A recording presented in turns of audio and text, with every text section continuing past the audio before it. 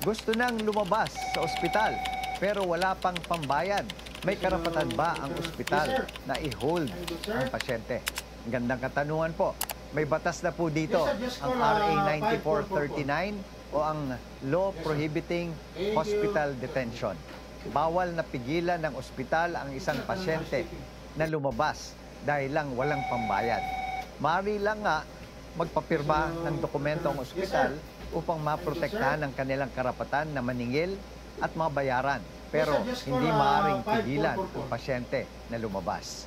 Pinahihintulutan ng batas na magpapirma ng promissory note sa pasyente na may kaakibat na collateral o garantiya ng co-maker na maaari din singilin ng ospital. Hindi kasama sa probisyong ito ang mga pasyenteng nakakonfine sa mga private rooms ng ospital, yung mga pangmayaman.